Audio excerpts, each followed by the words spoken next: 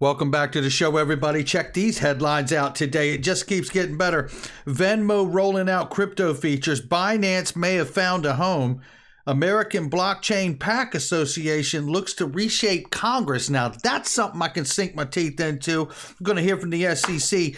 Ethereum getting dissed by Discord. We'll talk about that. Cross-border payments, the world won't wait, and neither will Ripple or XRP. Take that, SEC. Former CFT chairman is talking to Susan Friedman of Ripple about the SEC's approach to crypto. It's all wrong. Susan Friedman from the Digital Pound Foundation, going to hear from her. And another credited, trusted technical analyst out here making a prediction for a major breakout for XRP. Somebody roll that beautiful intro. This is Digital Perspectives with Brad Kimes. Subscribe for new content notifications. Now, here's Brad Kimes. Come on in. Welcome back to the show, everybody. You can follow me on Twitter at BackupBradleyAbove, and everything that we're talking about here today, $2.820 trillion market cap today. And we are seeing a lot of new money in this space. And even though we don't see the prices quite reflecting all that fresh money coming in here, I believe it'll show up soon enough. Right now, Bitcoin 64,300 plus, down from this morning.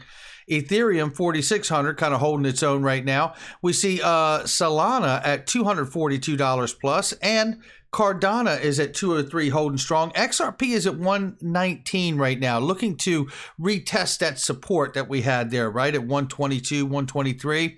We're going to hear from Scott Melker, Wolf of All Streets. Now, that guy, I really like a lot. We actually interviewed him for Kryptonaires, the film. If you haven't seen that, cryptoperformance.io. Just got to give an email. You can watch it for free. It has gotten amazing reviews by the people that have seen it. Make sure you check it out. And he is in it, and he gives a really great, candid thoughts and insight there.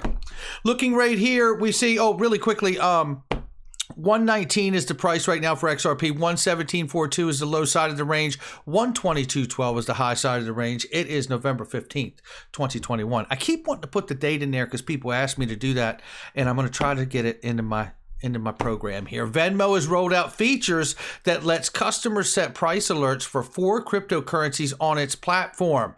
Look, if you again, this is one of those pieces of news. You're going to see some more news here today that gets more exciting, regardless of the SEC Ripple XRP lawsuit. I at least for me anyway. I don't know about anybody else, but this just tells me it is coming in a big, big way. Let me tell you what else is big news, ladies and gentlemen. I always tell you about iTrust Capital crypto IRA. It is, in fact, the best crypto gold silver IRA on the planet. And you know what? I can absolutely prove it to you. Guess what they're doing right now? Right now, they're giving you $100 worth of Bitcoin for signing up as a customer.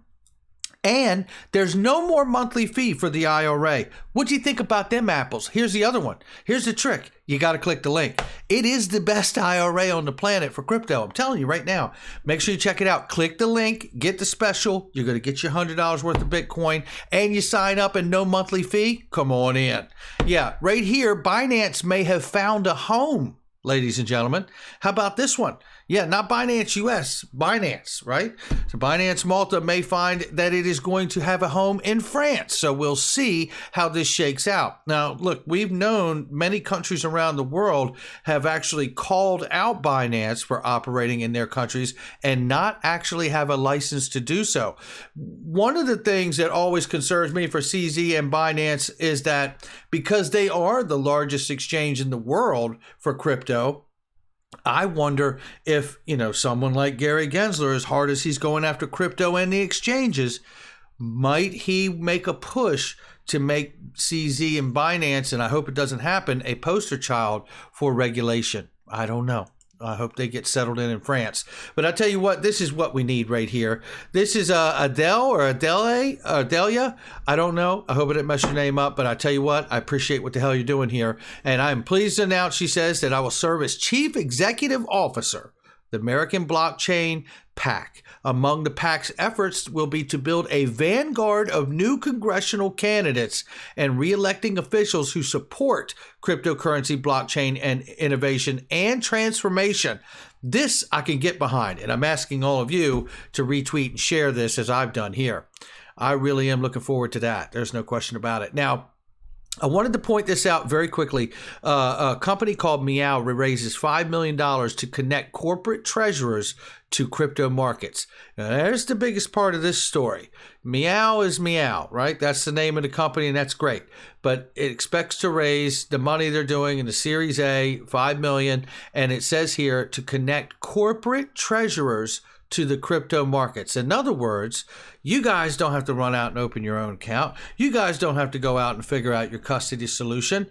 That's what Meow will do, right? We will get you the exposure to the market you're looking for. And more importantly, it's corporate treasurers. This is what I was talking about over the weekend when we saw Tim Cook say that, the CEO of Apple, by the way, say that he holds Bitcoin personally. And then immediately after that, an article comes out about, man, Apple's actually considering holding crypto on their balance sheet as a company. And here's the corporate treasurers lining up. I'm telling you, this is massive, massive amounts of money about to move into this space. Right here, Discord drops plan to integrate Ethereum after huge backlash. Guys, if you haven't been following ProCoin News, they're a great aggregator and curator for news. I use them, and I found this story off of a story they had about Discord, and then it got me to another one, which is this here. But it looks like it's a no-go for Ethereum here. I think they get it. It's certainly the people that use Discord do.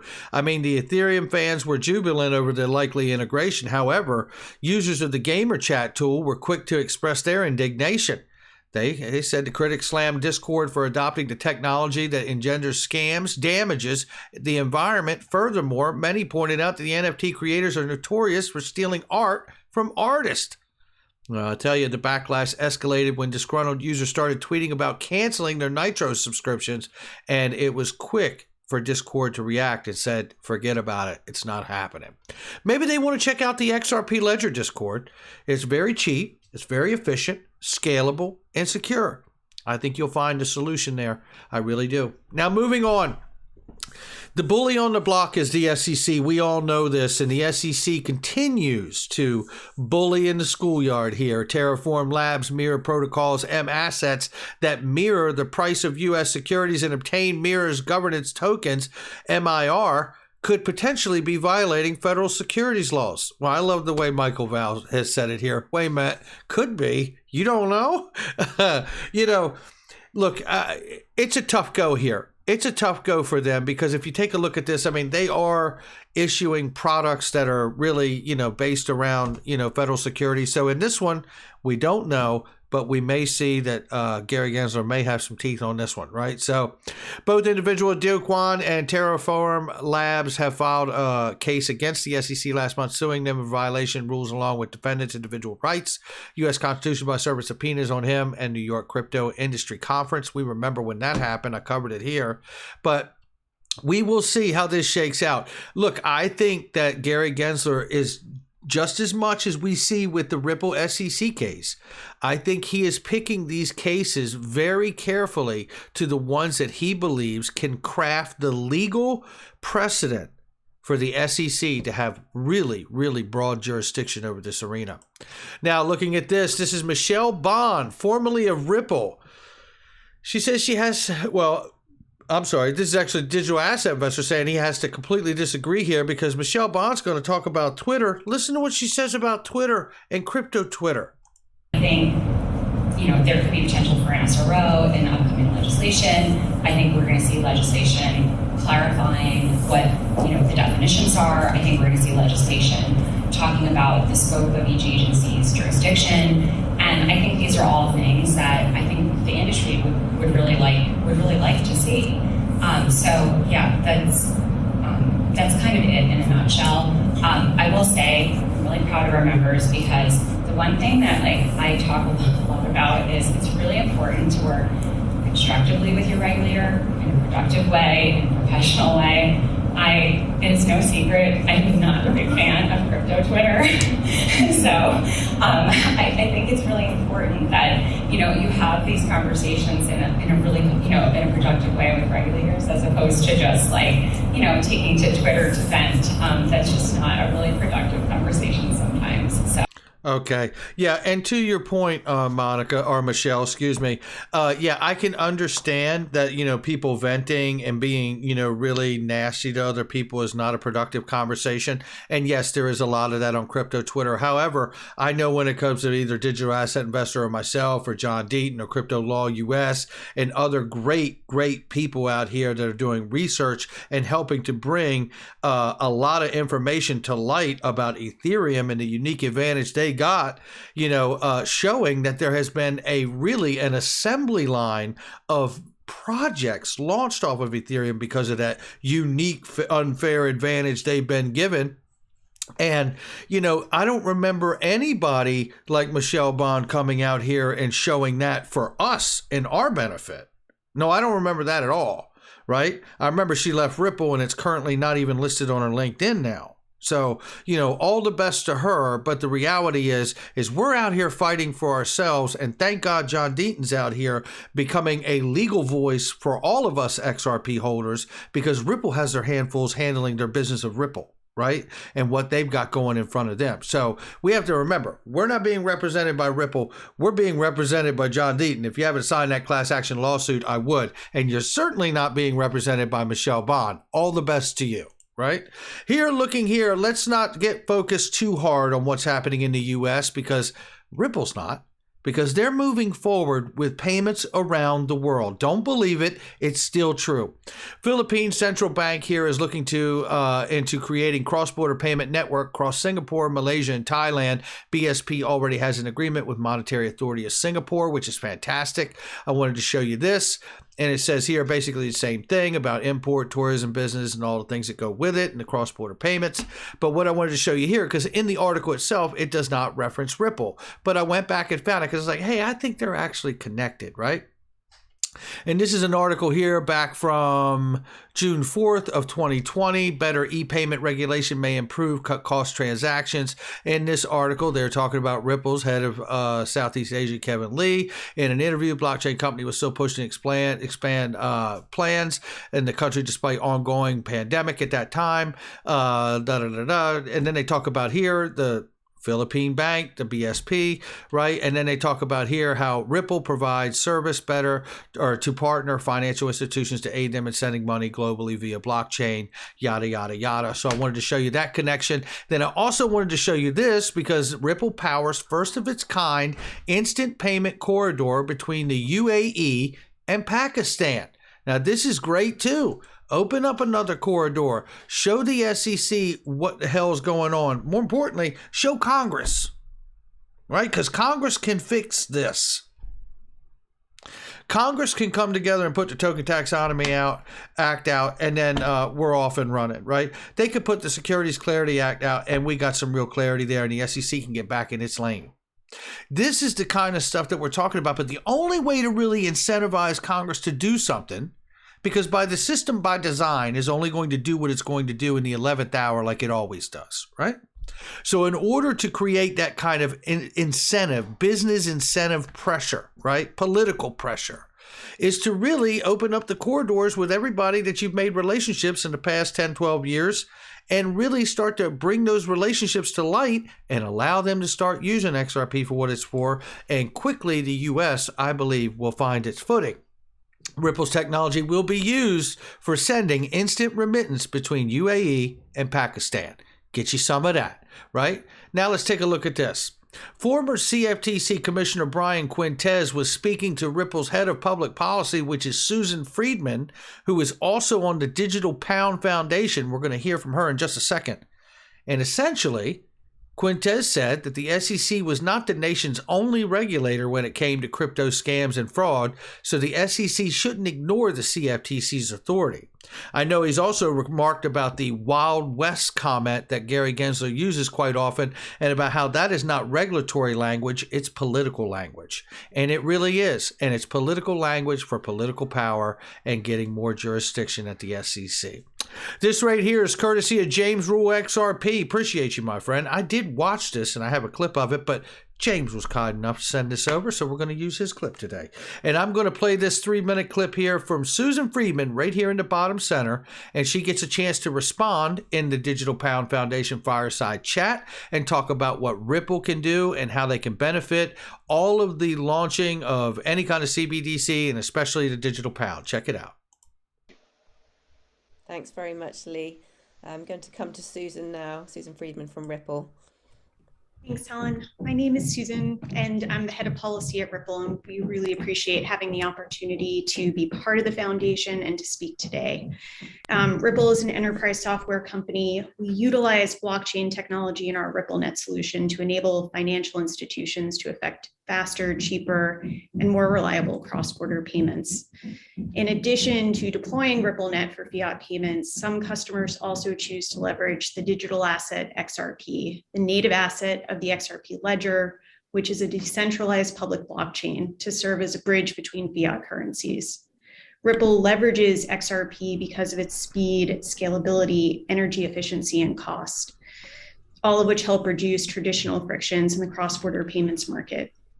Earlier this year, we also announced the creation of our CBDC solution, a private ledger platform for central banks that utilizes the technology underpinning our public XRP ledger.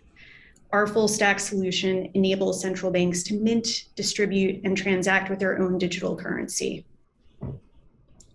On why we think that this work is reflective of our belief that there is real opportunity for public good associated with CBDCs, which is why we're excited to be part of the foundation. On the question of whether the UK needs a digital pound, we believe, as has been echoed by other members today, that there are several benefits that digital currency, a publicly issued digital currency, has that physical equivalents do not. Unlike cash, CBDCs could enable micropayments and otherwise be programmed for specific uses to support government aims such as delivering targeted financial stimulus to individuals and businesses. CBDCs could also foster programmable payments, enabling autonomous financial products and completely new business models not possible or even envisioned today. These new use cases have the potential to enable broader access to financial products unimpeded by legacy systems. At the same time, we recognize that implementation of a digital pound poses complex policy questions which do not have easy answers. But striking the right balance could have huge impacts, including for those considered unbanked or underbanked.